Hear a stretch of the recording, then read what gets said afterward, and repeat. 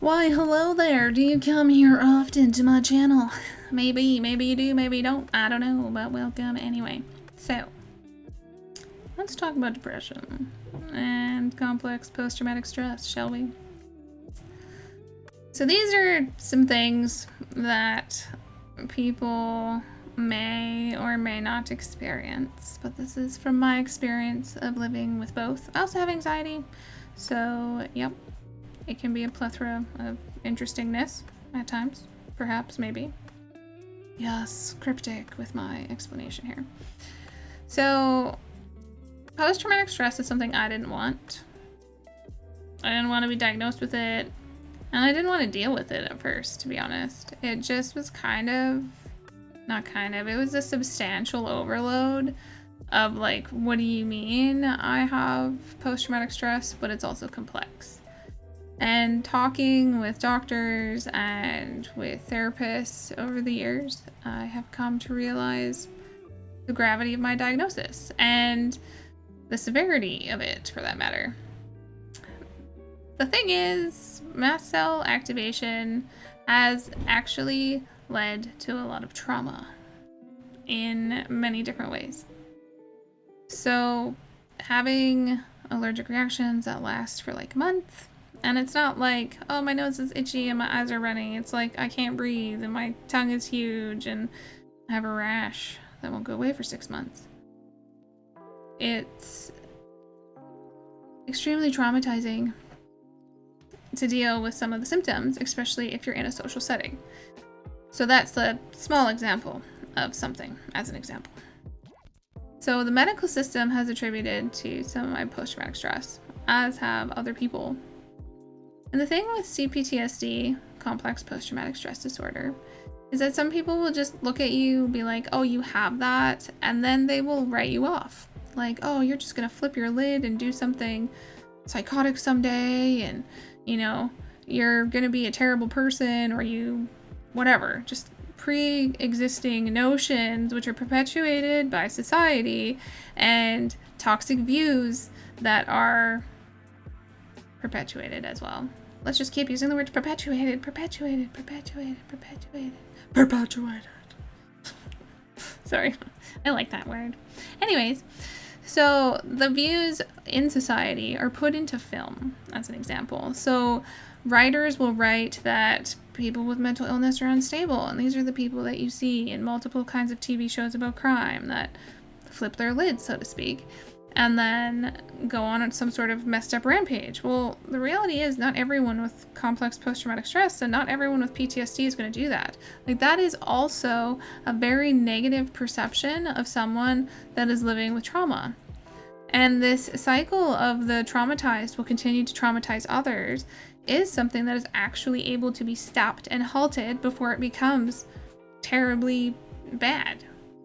So people who have experienced trauma can go and get therapy, can go and get prescription medications that can actually help them to get out of certain mindsets and help them towards healing their own trauma. Through healing your own trauma, you actually stop projecting it on other people. What? Amazing. I know. So if I didn't go to therapy, I honestly don't know where I'd be. I probably would not be here. And by not be here, I mean I would not exist in this plane of existence. I wouldn't. I went to therapy because I nearly was not here anymore because of myself. And that's hard to say. It's hard to put out there. But at the same time, I think it needs to be said, and I kind of feel a little relieved saying it. Those kinds of thoughts can take us down terrible rabbit holes. And those kinds of thoughts can be changed, and we can learn to cope with things in a better way so that we don't end up going down that path. The rates for someone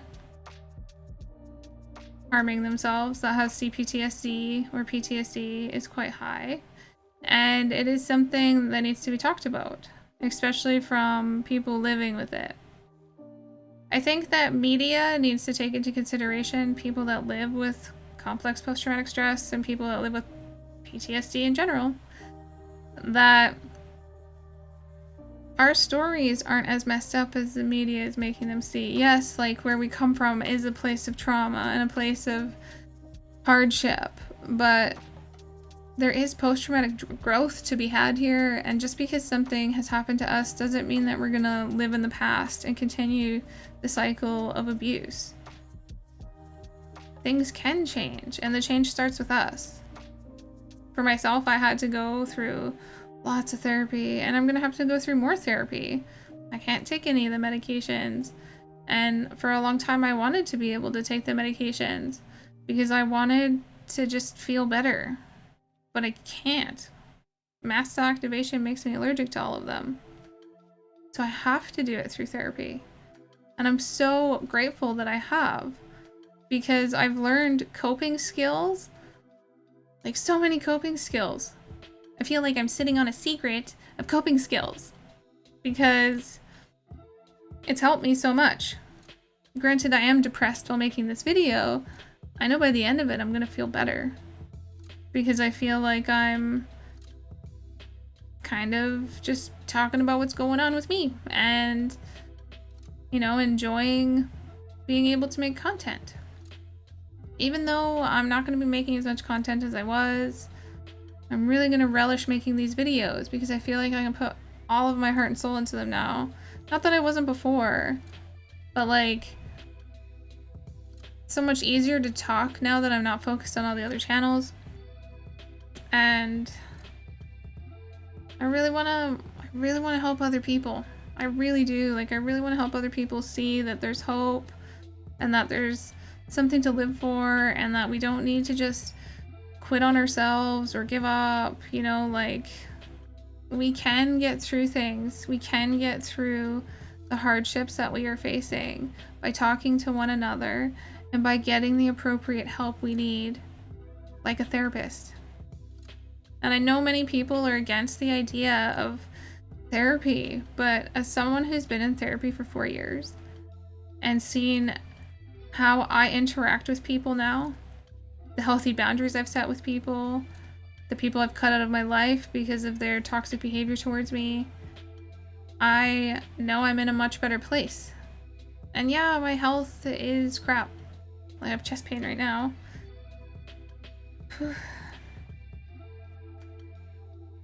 But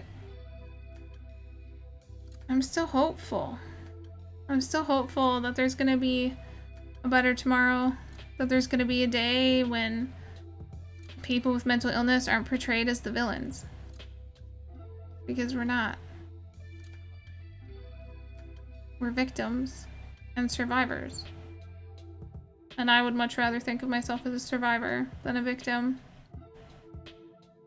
Now, I'm not going to go into detail about all of my triggers and all of my trauma, because I don't think that's helpful for myself. Not yet anyways. And I do put a lot of myself out there on the internet, and I do know that people are going to want to know stuff and that kind of thing, but I am a pretty stubborn person, and I am very firm with my boundaries, and if I'm not comfortable talking about something, I will not. So I do appreciate you being here and taking the time to watch my video on complex post-traumatic stress. I was hoping to write today, but I just felt the need to make videos because I was so annoyed earlier.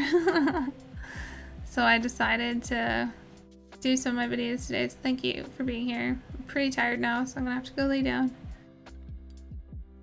Take care. Bye.